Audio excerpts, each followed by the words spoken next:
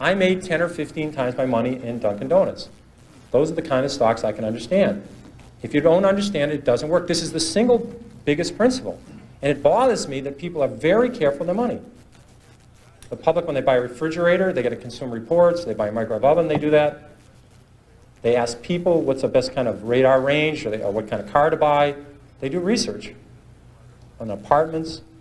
When they go on a trip to Wyoming, they get the Mobile Travel Guide, or California. When they go to Europe, they get the Michelin Travel Guide.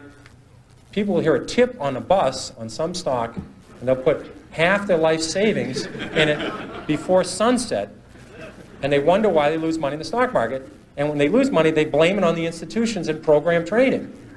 That is garbage. They didn't do any research. They bought a piece of junk. They didn't look at the balance sheet, and that's what you get for it. And that's what we were being driven to, and it's self-fulfilling. The public does terrible investing, and they say they don't have a chance. It's because that's the way they're acting. I'm trying to convince people there is a method. There are reasons for stocks that go up. Coca-Cola, this is very magic. It's a very magic number. Easy to remember.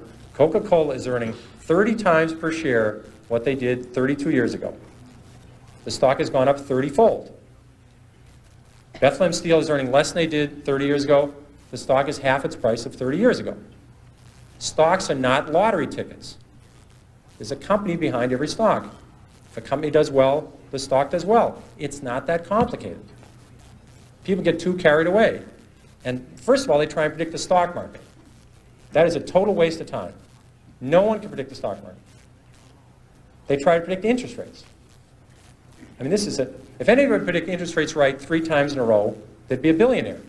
Considering there's not that many billionaires on the planet, it's very, I had logic, so I had a syllogism and studied these when I was at Boston College. There can't be that many people who can predict interest rates because there'd be lots of billionaires.